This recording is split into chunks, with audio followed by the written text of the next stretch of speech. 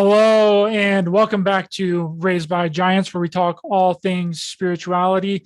I'm Ryder Lee. Tonight, we have guest remote viewer psychic medium Gail Hayssen. But before I introduce her, Raised by Giants is on Rockfin. Go over there, set up a free account, and get all of my content and all the other creators' content, and sign up for a Rockfin Premium, which is far less than a YouTube Premium account, and you'll get all of my premium content when it gets released and all of the other creators' premium content as well. Check the links in the description to sign up for the video streaming platform Rockfin. Also, if you would like to make a donation to help the channel grow and produce more content, you can donate on PayPal or buy me a coffee to help support my work. It is 100% completely optional and is unfortunately the only alternative other than monetizing. And we know what happens to channels like this when monetization gets involved. And I want to keep this channel. I like being here. So if you can donate, I'd very much appreciate it. No donation is too small.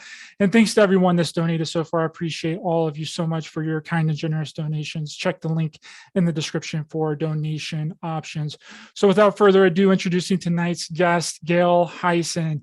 Gail has had paranormal experiences since she was a teenager. Gail attended the Woodstock Music Festival in 1969, appears in the Woodstock documentary, and is featured in the recent book, 50 Years of Peace and Music. Today, in the research community, Gail is known to be a telepath, psychic, remote viewer, and someone who accurately sees distant or future events. For decades, Gail has been a subject and contributor to sciences in the paranormal and psi research field. She has led an unconventional life and found herself accepted into other cultures by just being herself. Hello, Gail, and welcome to the show. Thanks so much for coming on. How are you doing? I'm doing great. I always feel so weird when I hear that bio and think, could that be me? I can tell you my husband helped me write that. Well, I'm really excited to speak with you here today. You have an incredible journey of paranormal experiences, psychic phenomena, mediumship, and prophetic dreams, shamanic initiations, and remote viewing. And you could say you were sort of a pioneer a little bit when it comes to the remote viewing. You were with some of the OGs, Russell Targ and Dean. So since it's your first time on the show, how did all of this kind of start for you, Gail? Well, it all started if we're discussing remote viewing in Russell, it started in 1998 in Palo Alto, California. And Russell and Dean were heading up a project in a company that was a research and development founded and owned by Paul Allen. And it was to study, the project they were working on was called the Phenom Project. And this project was doing different precognitive, different experiments in remote viewing, different presentiment. There's many, many different experiments that were under that name of the Phenom. And interval research was a research place that you couldn't go into and just walk in and say, hi, I'm here. You had to go through, get a little piece of paper and somebody walked you into wherever you were going to be. And so they only wanted people that could be in their experiments that work there at the company. Well, my husband happened to work at this company. He was doing computer science research for them. And when he saw the memo that said we need volunteers for this Phenom project, he volunteered me, even though I don't work at Interval, and to see if they could take in an outsider since I was married to somebody that worked there. And so they asked me to come in for an interview, and I said I could do that. And they said I had our youngest daughter was young at that time, about 2 years old. And so I said I could work with them if they liked, but that I'm up here in Sebastopol. So they said, come down, have an interview. And we were supposed to be an hour interview, and it went on for about 2.5 hours because they asked me to bring in my psychic stories. And I had never thought about my life being psychic stories, and I'd never written them down or even thought of it that way. It's just the way that I live. So when they asked me to do that, it was like, wow, nobody's ever asked me to do that before. So it took a bit of my niece sitting at a computer for me, and she would type in every story that would come out of me as I could start to remember ones. So after 10 pages of stories, we said that's got to be enough for an hour interview. And when I went in with the interview and I read the stories I had, as I told them, I was remembering more and more stories. So it went on for about 2.5 hours. And at the end of the interview, Dean took me to the side and said, we would like to work with you. And Russell took me to the side and said, here's my new book, and we would like to work with you. And so that started this new little volunteer thing where I would drive to Palo Alto once a week on a Tuesday. And my husband, we had a house in Palo Alto and a house up here so that he could commute because his job was in Palo Alto. And I would come there on a Tuesday at 1:00, and we would have a remote viewing. Well, maybe it was earlier. We'd do 2 remote viewings on a Tuesday, and we'd have one, I think, in the morning. Then we'd go have lunch. Then we'd come back and do another remote viewing. And Were these this project that you were involved with Russell Targ, was this a government funded project, or was it an No, independently funded this was project? all done at Interval Research, which was funded by Paul Allen, who was, one of the richest men in the world at the time. And it was, I'm not sure, it wasn't like considered all remote viewing. What we were doing here was I think it's called precognitive remote viewing, because I had never even heard of the word remote viewing when they took me into their office and interviewed me. After that, it was the first time I'd ever heard of it. And then I said, well, what do you want me to do? And they said, well, we want you to just tell us, we want you to describe a picture. And Russell, by the way, for anyone listening here, is one of the finest guides through a remote viewing that I have ever worked with. And for whatever reason, he does something that makes you feel completely relaxed to just do the task.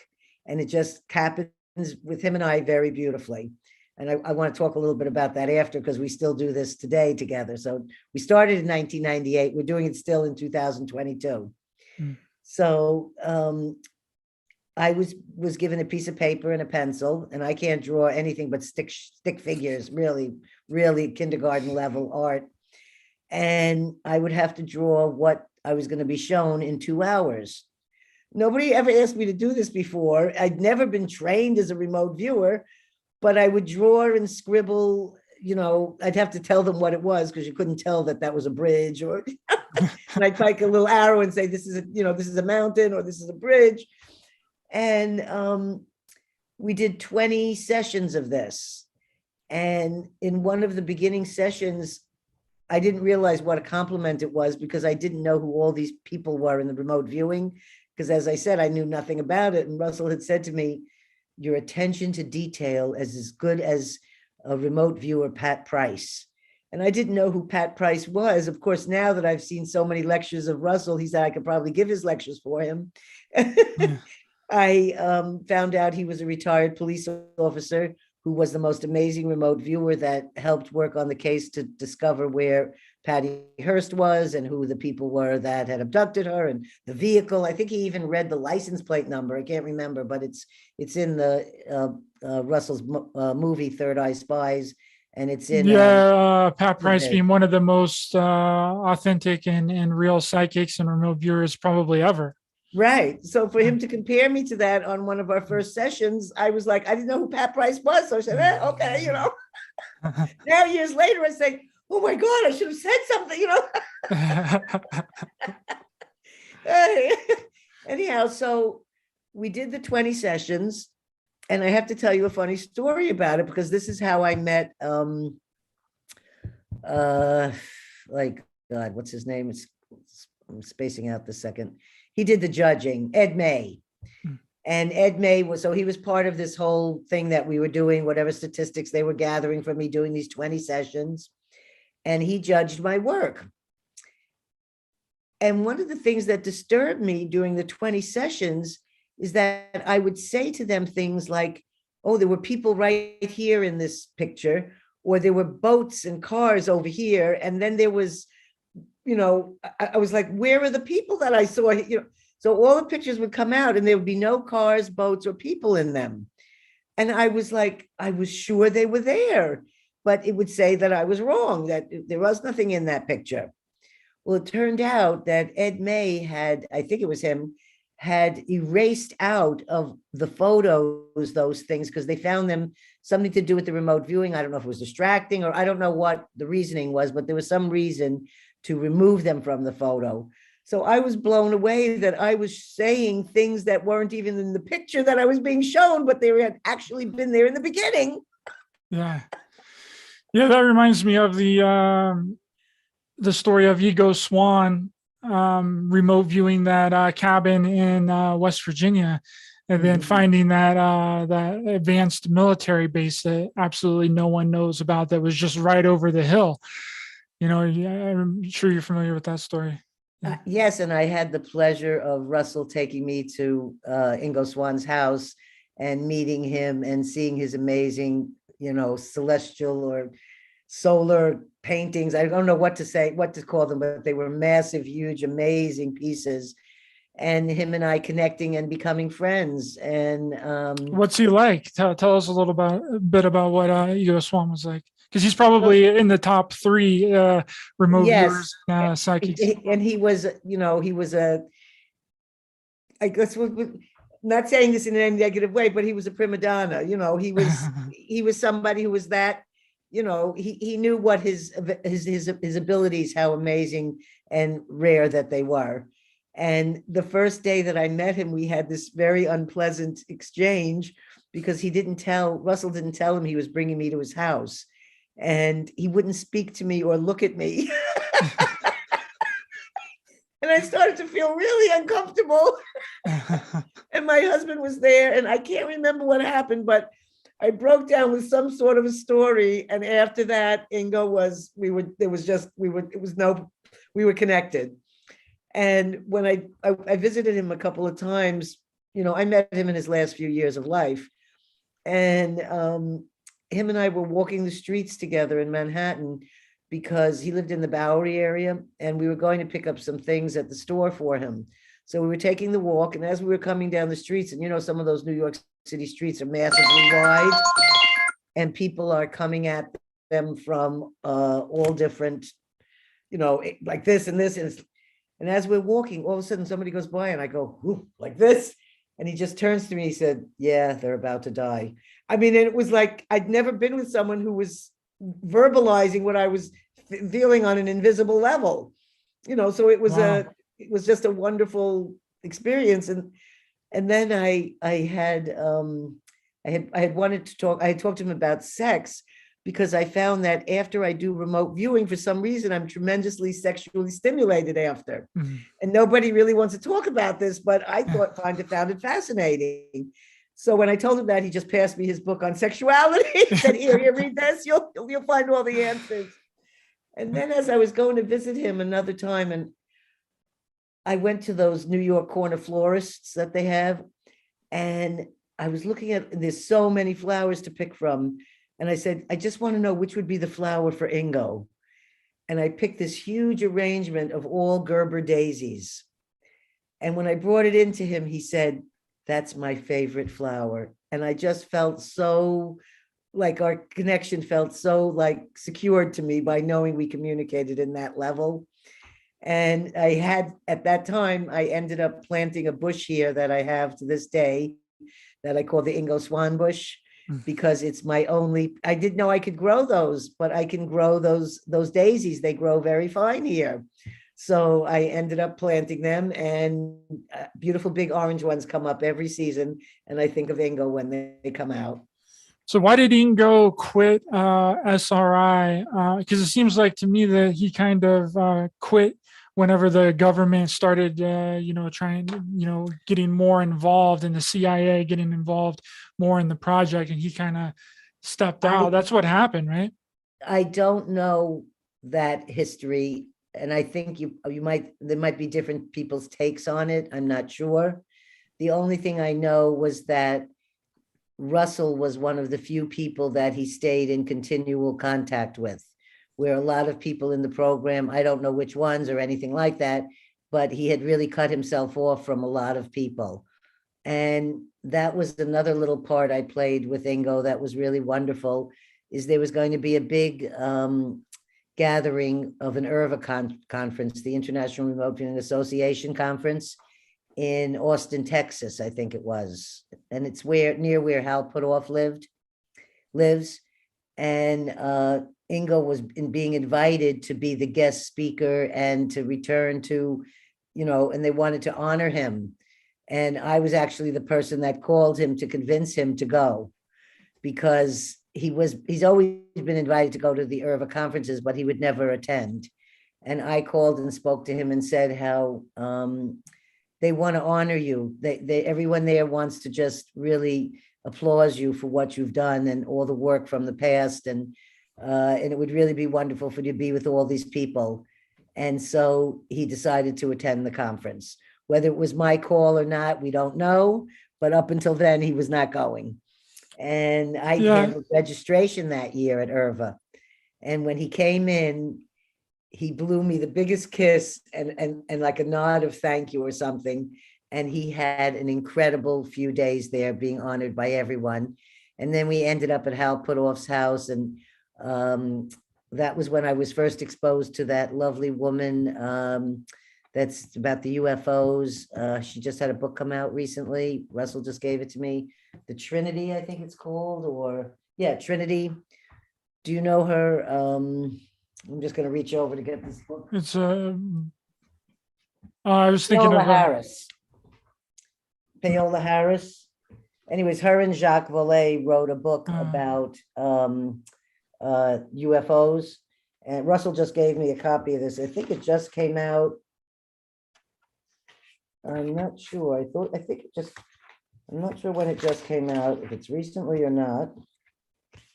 But I know you're interested in a lot of things about UFOs, and I think this is supposed to be an incredible book about that. Awesome. I'll check that out. I'll put that in my notes so I can look at it. Yeah, and looking at the CIA aspect of the remote viewing and Russell really getting the declassified remote viewing CIA documents in his documentary, the Third Eye Spies. It just proves that the CIA and the government was interested in this the psi ability and remote viewing aspect of this whole thing, and that it is very real. Not only that, but at the end of that film, my takeaway is that there's a very good possibility the CIA is still carrying on this particular protocols, but that it's unknown to the rest of us, but that there's a possibility that's still going on. That maybe that process has not ended. And by the way, I got to be in that film. I was in the original version until the CIA guy told so much information that they had to cut out a lot of extra pieces. So I ended up being in the extras. So there's a remote viewing Russell and I do together in the extras on that film.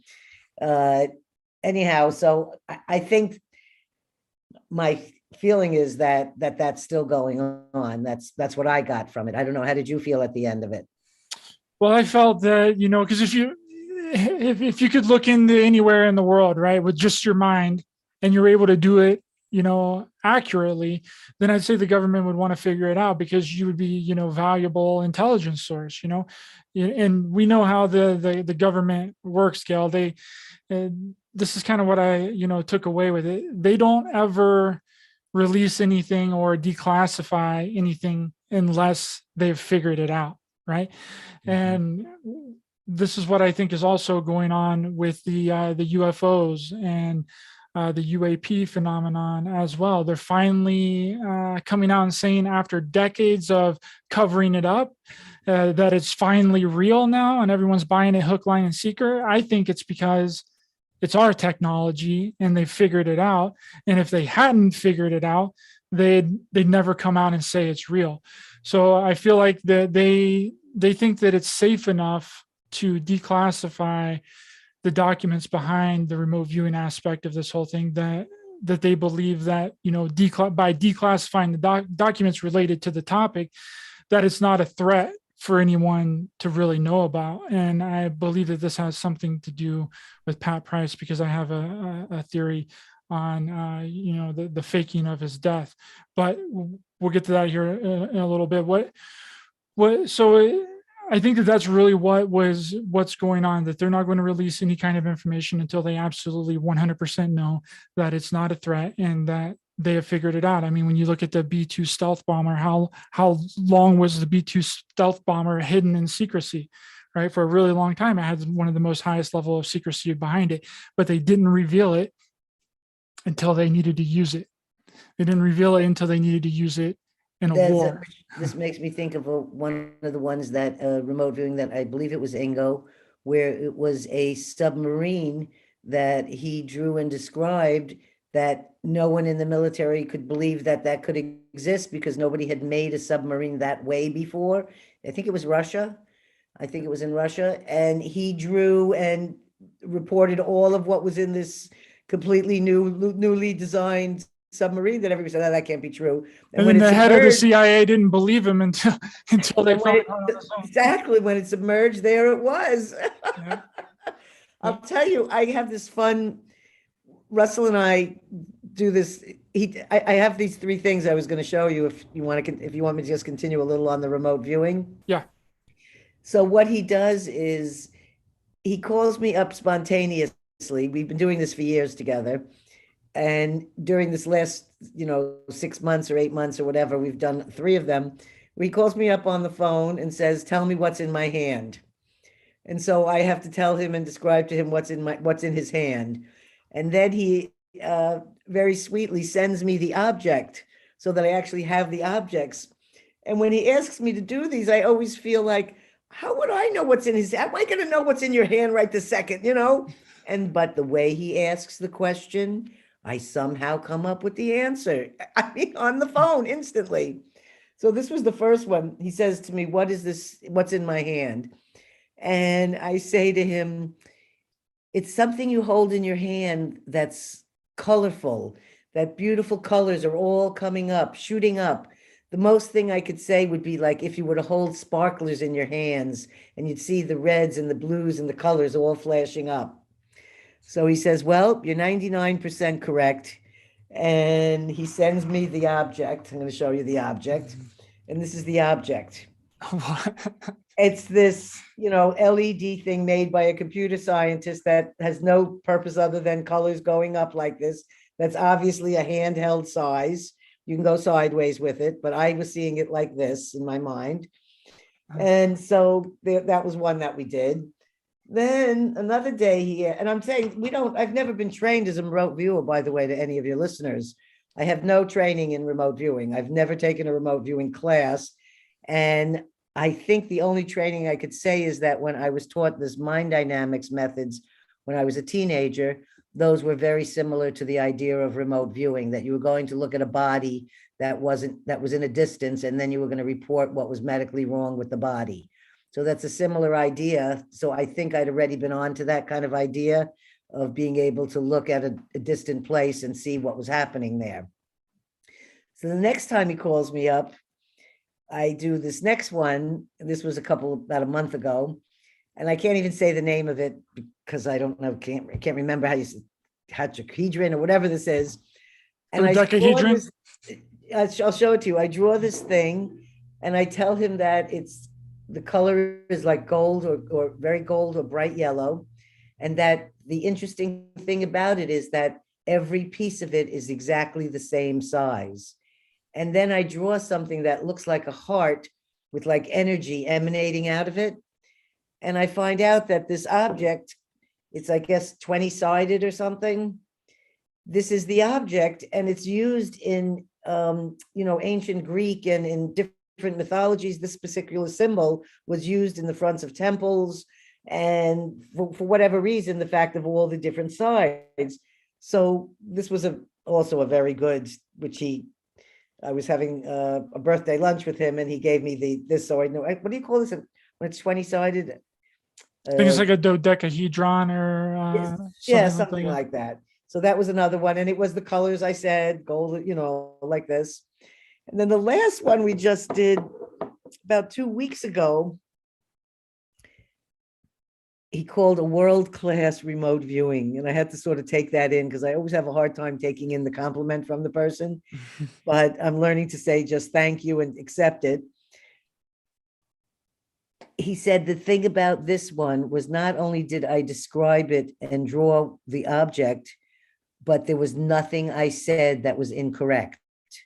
So where in other remote viewings, you may throw in, something like that, like, oh, it's this or it's that. So you might have a couple little things, but 90% of what you wrote is correct, but there's a few items in there that are not. This, he said, there wasn't anything I said about it that was not correct. So I'll show you this one. And I had said that, I said, and I drew something that's hysterical with legs. I said, it's like legs kicking out in different directions and arms kicking out. And I said, but it's some sort of like a spiritual object. It's some sort of something that people revere or whatever I said. Anyways, here was the object. It was and I think he said it was brass also in the writing of it. It's an 8-armed Shiva dancing on the lotus base. Yeah, the Hindu god Shiva. Yeah, that's cool. Yes, and I drew this thing of like, with arms and legs coming out like, but I have to write. I just make lines and say, these are arms and legs because I can't draw an arm and a leg. So how do you think that these abilities are developed, Gail, like psychic abilities, remote viewing and such? Do you think it happens at birth, or do you think that we all kind of have these abilities, just some are more proficient with it That's than exactly others? what I think, what you just said, that everybody has these abilities. And I do think that they're probably more accessible and I guess accessible would be the word, when you're younger and a child. And you've just, you're just beginning life. I think that that's probably the easier accessible time if you're given that, if you're not told as a child that when the child says they see something in a room, or they feel that there's a presence of a grandma, or they say, oh, grandma was just here, but the person says, no, grandma's dead, she wasn't just here. Well, that child might have experienced the spirit of the grandma right then, but then they just got told that's not real. So there's things that happen during childhood in religion and in homes where if they don't understand it, they would rather say it's not there, or it's not real what the child's happening, or the child's just making it up, or the child has imaginary friends. I'm sure that we do have imaginary friends, but there's also sometimes that they might actually be connecting to a spirit of a family person that is deceased. So I think one of the things is like letting yourself just be open to any possibilities. Like I didn't believe in spoon bending, and I just figured, well, maybe it's real, but I think it's probably a trick.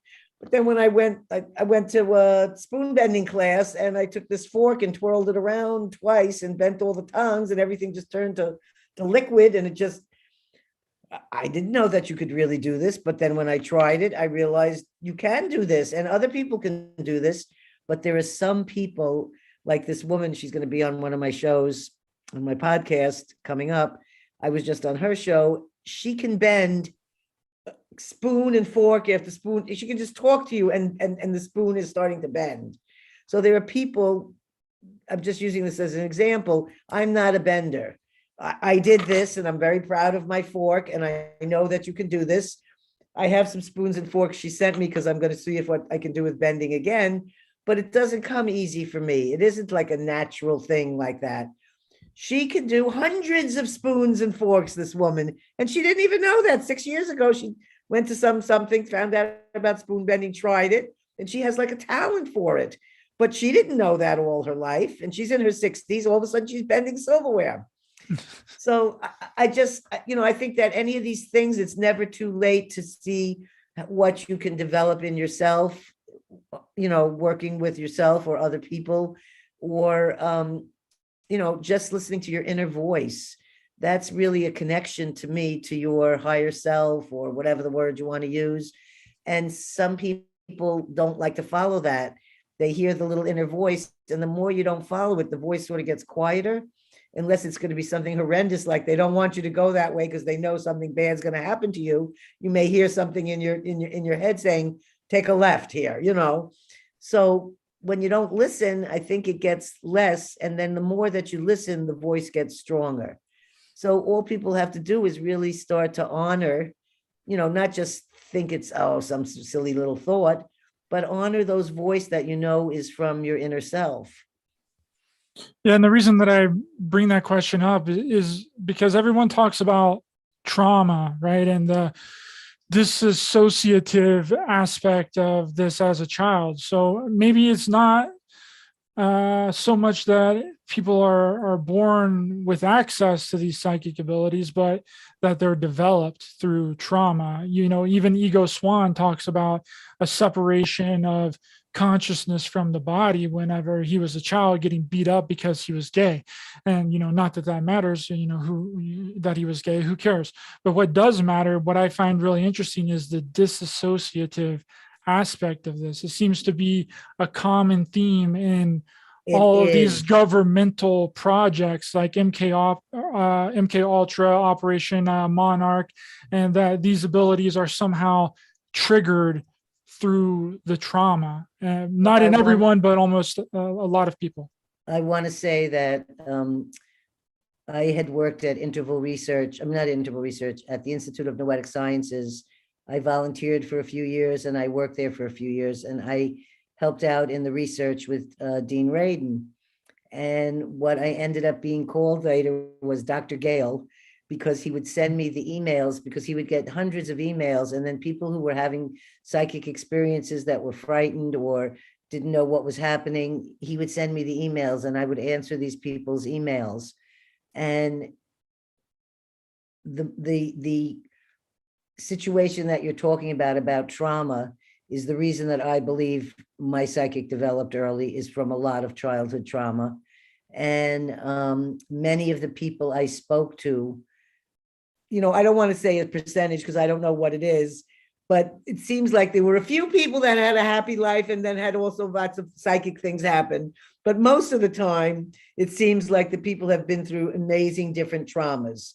Another thing I've noticed in, you know, I've had a podcast for almost a year now since we met, and I've had different women come on, different men and women, and some of the healing stories they share is that they might have had a trauma late in life, like losing a child or almost dying themselves. And that's when all of a sudden their spiritual life opens up.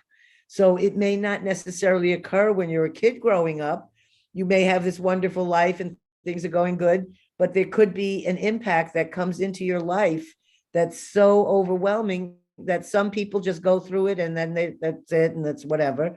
Other people experience it and have a whole nother a path of life open up for them on a spiritual way that they had not been. I have a woman coming up at the end of August that just sent me her book. She was a federal judge for 30 years and had a loss of a child, that death of her son, and changed her whole life and became a shaman and left federal court. I mean, a federal judge is a very high position in the, for her to change her life around, but it all happened from the trauma of the loss of a child.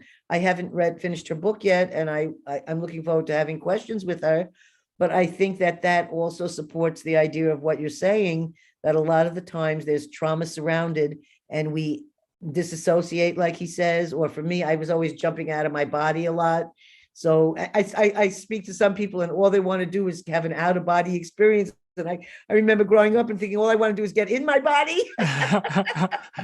It's the opposite. And then when you think about it too, that could be a reason why in some of these projects, the use of LSD was using hallucinogenics, and some of the more heavier governmental projects, and the use of the drug called BZ that will literally take people out of their mind, right? Maybe that was a way that they could use, that they could traumatize people that maybe hadn't suffered any trauma previously, right? To try and maybe unlock their abilities. Because from my understanding, Sidney Gottlieb was Gottlieb, I think it's Gottlieb, was involved in some of these projects. And, you know, he was, you know, known for using hallucinogenics in order to create remote assassins. And, you know, was also the director of the project MK Ultra in the 50s and 60s. And from, you know, listening to, you know, researching Russell Gottlieb, he wanted to, use his techniques on these psychic remote viewers. I don't know if he actually did or if that program, went on, but there is some people that I've talked to about the project Stargate, where some use of some kind of LSD hallucinogenic eye drops were being used on them as children for these projects. So I don't know if I kind of find that interesting. And then I don't know if the whole LSD and hallucinogenic thing is kind of put in on there on purpose, and maybe it was never used, and then they could just be saying that that they were using LSD and these hallucinogenics to try and cover up the real thing that they were doing, because we know the government loves to cover up a bunch of stuff with nonsense. Well, I have to say, I don't know much about any of that, but I will make an LSD comment though. Mm. I was taking care of a friend of mine for a little while she was in her last few months of living. And her name was Jean Millay, and she was married to, not married, but partnered to a gentleman named Daryl. And I asked her, what could I do for her? And she said she wanted to have a party to say goodbye to all her friends, instead of something afterwards where everyone gathers, but you're not there anymore. At least you're there in spirit, but your body's gone. So I said to her, absolutely. I said, invite anyone you want. I'll make food and they can all come here. And I had no idea who was coming to my house. But as one guest said, do you realize that the guests that you have produced over millions and millions and millions of hits of LSD back in the 60s when this was, Laguna Beach. Yes. And all these people that were coming in had walkers and, assistants and whatever. And everybody's mind was, as their bodies were deteriorating. They were in their late 80s. And, there was no question the bodies were, were going downhill. But the minds of all these people was as sharp and brilliant as can be. And anyone that I see that is doing research in consciousness and research in psychedelics, and these different kind of people they seem to have a mental capacity that's unbelievable, how many things that they do, books that they write. It doesn't matter that Russell's going to be releasing a new book. He's 88 now. He's releasing a new book this spring. So I just read it. It's a wonderful book about the masters of remote viewing. So it talks about Ingo and Pat and Hella Hammond. And, he just decided, he called me up. He said, I'm writing another book. Call me back. The book is finished. I got a publisher, 1, 2, 3. I mean, it's amazing. These people do amazing work and they don't stop. Their minds are still carrying on. So I was honored to have all these characters at our house, and to see how youthful they were and how brilliant their minds were. And, it just, to me, was a testimony that it didn't matter that, that LSD did not take anything away. It only added into their lives. Absolutely. I guess it would depend on how the LSD is being used and what your environment is like. I mean, if you're under a strict, governmental facility and you take LSD, you're going to be, tripping out of your head. Netflix has just released, I think it's 5 episodes, and they're 1 hour each. And it's the history of LSD. It starts off with the history. It's from a book that was just written, How to Get Your Mind Back, or How to Find Your Mind. I just watched the first episode. It's really very incredibly done. It has interviews with Timothy Leary, who he happened to be a very good friend of my husband's. And so I always get to know these people in their last few years of life. Death has always been my specialty, and that seems to be when I come into these people's life. So better late than never. Better late than never. I loved here. I have a picture of Timothy. This is the day I met Timothy Leary. Let's see with the crazy light. I don't know if you can see. I can see because of the light. Yeah. But anyways, you can see Timothy there on the side. Yeah. That was the day that he found out the diagnosis from his doctor that his cancer was incurable and that he would not, that he'd have, just a couple of years left to live. And that was the day that I met him, like a few hours after that. And we went back to his house, and he was just the most gracious guest. And he was making us little appetizers, and we sat together, and he was rubbing my thighs for whatever reason. And he just, for whatever reason, he wanted to tell us his whole prison stories. And we listened to all the different stories of when he was in prison and what had happened. And he said, in prison, you could get any drug you wanted. He said, I could get anything. He said, but you could never get alcohol. He said, I couldn't understand why you could get, any drug you wanted, and they were doing them and taking them. He said, but alcohol you couldn't. So he said one day he decided he'd make his own alcohol, after at night when, they'd go to the commissary, whatever he would do, he would somehow make this alcohol. Ferment fruits and hooch. They Right. call it hooch. Yeah. And so he shared it with his fellow inmates. And by the evening, violence broke out. And he said he realized why. He said, alcohol is a Republican drug, he said to me. And he said, and this had turned them into angry and violent people. And he said, where the other drugs did not do that. Yeah, definitely. I mean, that's why they call it, spirits, alcohol, spirits, because it's like you're being possessed. You Yes. become angry and hateful.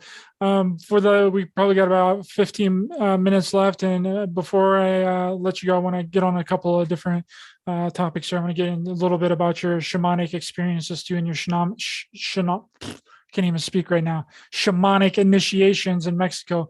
But before we wrap up the remote viewing aspect of this, from my understanding, you were involved in a project that was remote viewing the future.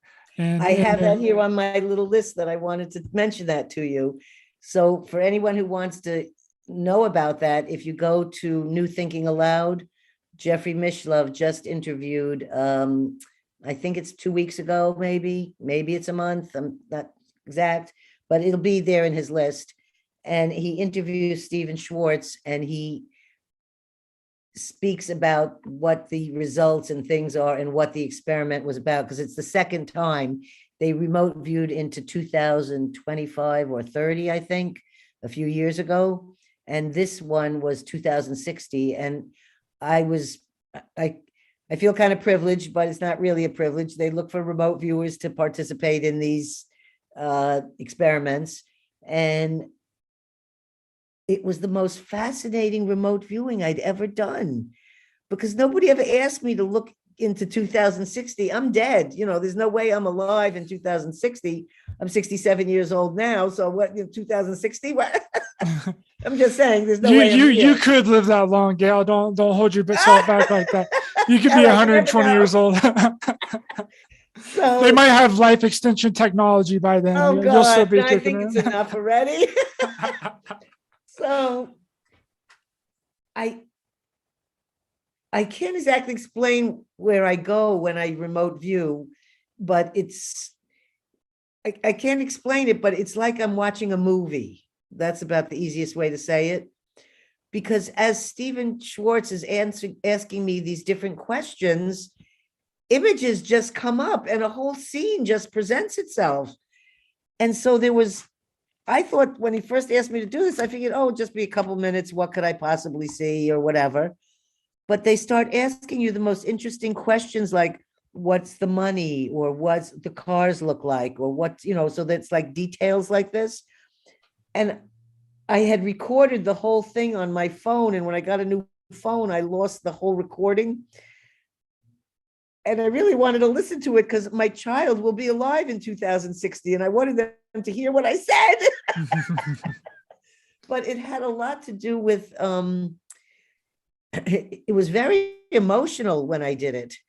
I had different moments where I just broke down crying I did this December 15th, 2019. And it was right before COVID ended up happening.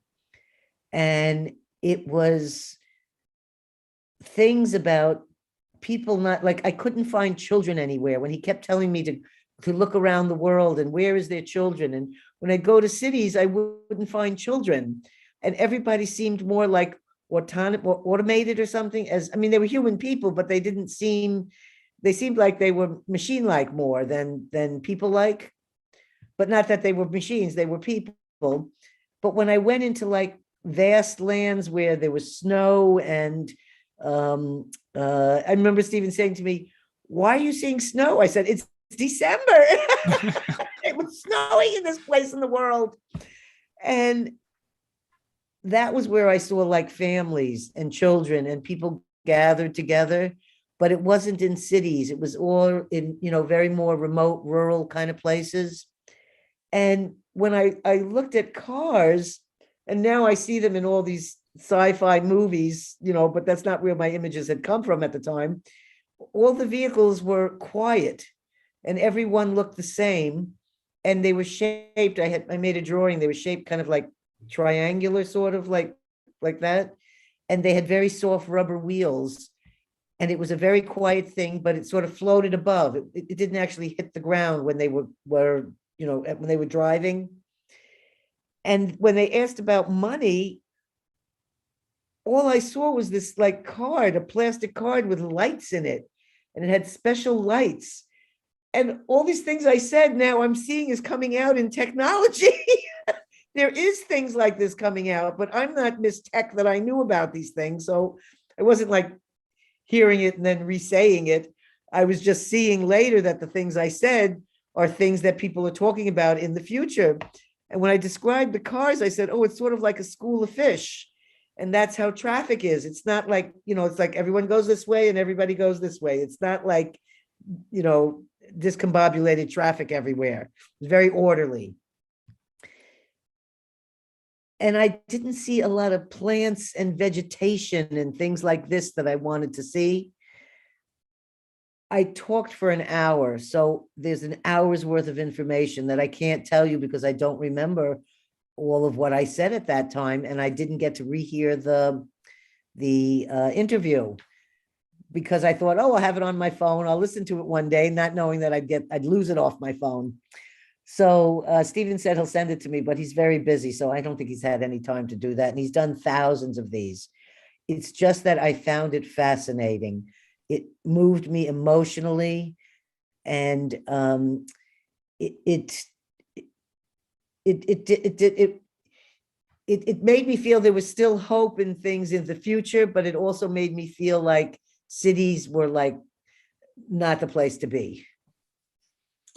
And that's what has been speculated by a lot of people in this community, that there's going to be a split of society.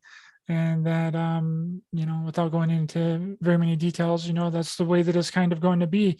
That the family is going to the family unit is going to be on the countryside, living outside of this control system that they got going on in the bigger cities and the smart cities, or whatever you want to call them. That's what's been talked about for a really long time. So it lays credence to you seeing that. Now, did you see any families or anyone set up not in anywhere that was cold, if you could remember, or was it like? Well, it was when I was. It's kind of an interesting thing when you're remote viewing the world, and all of a sudden you're going, and it's like all of a sudden it's like another vast scene would just open up in front of me, and it just seemed like places of nature was where there was families. It just, that was all that it felt like. And that there was still like an aliveness, you know what I mean? Where in the city, it just felt like everybody was a worker bee and everybody was just doing their job and going to their job and coming home from their job, that just seemed monotonous or something. Yeah, and But that's it seemed really like there was interesting. life in the other places. But I couldn't tell you if I was in Iceland or where, I don't know where the images were popping up from, specifically what country or where that was. It's interesting about the cards too, because we have all the talk about a digital ID, and Canada is actually implementing a digital ID right now for people. They want everyone on one singular card where everything is held, your identification, your money, your health pass, and all that. So that sounds really reminiscent of really what they're trying to push. It's a I'm glad that you did it, and I'm glad that you can speak about what you know, and that's really fascinating. And I wish It we was could, definitely no wish money. we, yeah, no physical money, no No physical money. money. Yeah, yeah, it's Uh, going to be a digital backed currency, is what people are saying that it's going to be. I mean, obviously, we really don't know what the future holds. Timelines can change all the time. We're in an ever evolving, ever changing universe, but that's a really interesting perspective and what you've seen. And I wish we could hear the full interview, the full hour. Maybe one day he'll get Maybe it I'll to you. get it from Stephen. I was wondering if I could just tell your listeners that I have, I've been a podcast person for the last 11 months, I think, or 10 months. I started in September, and I never thought that I'd ever do a podcast. I didn't even know why I was doing it, because I thought I was going to promote my book. And instead, it's turned into this experience of meeting all these wonderful people and having all these healings, and me doing this sort of sharing of stories that heal with people. So if any of your listeners are interested, some of the people we talked about today, Russell, Dean, they've been my guests on my podcast. They're welcome to check it out, or check out my website, or whatever they are interested in. Yeah, yeah. Thank you so much. If you had just maybe like 5 more minutes, 6 more minutes, I wanted to speak a little bit on your healing journey with the indigenous tribes of Mexico, just some of the spontaneous healings that you've been involved in really quick. Well, in 2011, I was initiated into a Mongolian shamanism as a Buryat shaman. And I just recently in May had a group of Mongolians come here and do ceremony under my tree, and ceremonies for the fire, ceremonies for the earth, and for the wild birds and for the animals. And doing ceremony has not really happened much here at my home during COVID. And having them come back and do the ceremony again really filled me with a food that I can't explain, the kind of food it is, spiritual food, and reminded me how much importance it is that for me, I need to do ceremonies and honor the nature that's around us where we live, because then it also connects us into who we are in ourselves. And I think that's one of the problems with a lot of people during COVID, is that a lot of them have been kept inside and haven't been able to be out as much as they should have. And you lose touch with nature. And it's important to see a sunset, or it's important to feel the wind and really feel how wonderful this is. And those things become special instead of thinking of it as an ordinary rock, or. So shamanism teaches you about honoring all these things of nature and of working with the spirits of nature. I initially started out being involved with the Huichol Indians in the mountains of Mexico in the late 80s, and did numerous different shamanic healings with them. I myself never had a goal of becoming a shaman. That was not on my list here, but it happened because a Mongolian shaman came here and said that I had a lot of spirits around me, and that I needed to become initiated into shamanism and to be a shaman.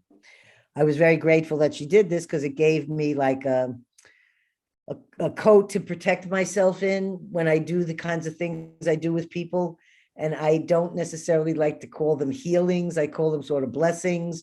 I feel like healing is such a big word, and people just use it all the time for, you know what I mean?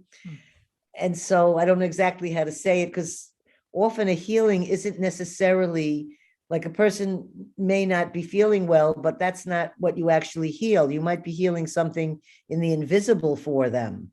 And that's where the healing starts. But you may say, oh, but they still have a fever, or they still, and that's, we're talking about healing on an invisible level, and healing with spirit and nature. Yeah, And energetic healing. yes. Energy healing. And I'm researching something right now, a device from one of my guests that was a frequency. It's a device that alters the frequencies in your home. And it's a very subtle thing, and I'm finding it very fascinating.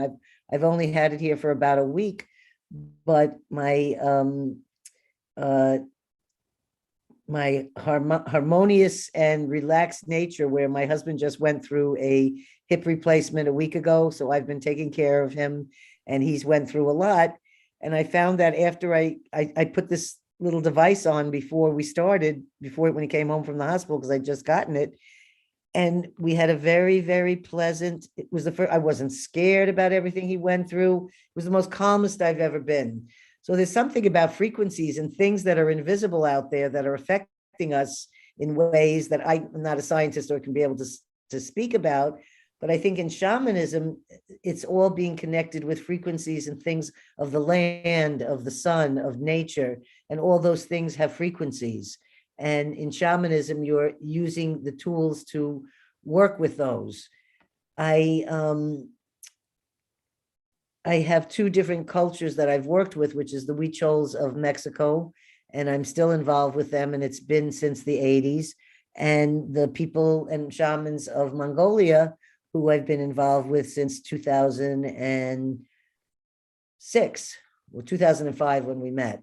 So these are ongoing long-term relationships, and I feel more like I have family that are Mongolian people that are friends, but it feels like more like family. And exactly with my Huichol family and friends, because we're going on a many, many years relationships where we've been together with each other through deaths and births of family members, where we've helped supported each other in different things that have happened in our lives. I've had experiences. I have one particular Huichol friend where we've dreamed together, where we've been able to have the same dream the same night. And in the old days, in the 80s and 90s, I only communicated to my friends telepathically in the mountains of Mexico. There were no cell phones now, and they'd get down to a phone and they'd call and they'd say, I know you wanted to call, and we'd have our conversation and we'd have a great connection. Now everybody has cell phones. Nobody's using telepathy anymore. Yeah, I just can't believe it to see. I feel so fortunate because I got to go there before it changed so much, before technology and, all kinds of people and things came in to affect everybody's life differently. And so I'm glad to get to these places. The same thing in Mongolia. There was a tremendous amount of money got flooded in there because it turned out there was so much minerals and things that had never been tapped in by the Mongolian people. So countries came and paid money and excavated all these things. And all of a sudden, Mongolians were driving Hummers. When I was there the first time, there were no Hummers there. There were no Gucci bags. I mean, I'm just saying, in the Huichol, there was no cell phone. There was no, it was a whole different ball game. So I'm grateful for that. I really feel grateful to have been able to be with these both two cultures and still be involved and feel it's my family in both sides. And, I'll do anything for them. My doors are always open. Anyone can always come and stay here from their families. Yeah, I'm sure that also helped you out with the remote viewing aspect of it too, teaching you, how to be grounded and how to be protected. And I have to say, you're exactly right. Again, you're so right on your observings. That one, the one that I did with the 8-arm Shiva that Russell said was a world-class remote viewing, I did that 2 days after that shaman ceremony here. And that was the one where he said there was not one thing I said incorrect in it. And I said to him, I think this must have to do with the ceremonies I just did 2 days ago, because I think it opened me up more to be able to see more. Absolutely. Thank you, Gail. I really appreciate you coming on. I really much enjoyed the conversation, and I hope you enjoyed it as well. If you would like to plug your website and where people can listen to your podcast on, that would be great. Okay, my podcast is A Small Medium at Large with Gail Hayssen, Hayssen, and my website is asmallmediumatlarge.co. And if you go to that, you'll see all the shows we've done and all the shows we've been on.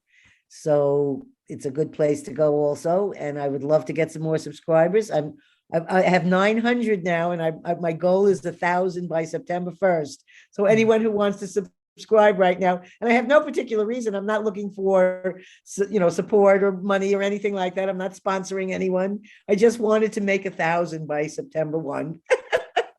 Well, you guys hear that? Let's get the Gail to 1,000 subscribers by September. I think that that's very, very doable. It's important to set goals. That's the way that I done it too. I was like, okay, I'm going to get to 1,000, and then after 1,000, I was like, I get to 2,000, and then so on. So, And any of your listeners there, my next show coming up in the beginning of August is going to be a really heartwarming, a lot of talk about spirituality with 84-year-old Tommy Chong of the Cheech and Chong. And I think it's going to be a very lovely episode. Yes, the links to Gail's information will be in the description of this video. I would also like to get Russell on if he would be willing to come on and have a discussion, Russell Targ. But for everyone else, thanks so much for listening. Much love to everyone in the chat. Please be sure to hit the thumbs up button to help the channel out in the YouTube algorithm. Share, subscribe, hit the bell icon as well for notifications. Link to my channel on Rockfin is in the description. Sign up over there. Hit the follow button there for my premium content. And you can catch this episode and any of my other episodes on Apple Podcasts, Spotify, iHeartRadio, or Google Podcast, and download them individually to your device for free on Spreaker.com. Again, thank you so much, Gail, for coming on and sharing your knowledge and with me and my audience. Love to have you back on sometime. Thank you so much. It was a pleasure to be here. I really was happy to come on. Thank you. And remember, we're not only in a spiritual war, but a war on humanity. Stay aware, stay alert, keep loving your heart for everyone. Stay safe out there. And if you can see through the illusion, you are the solution. See you guys next time.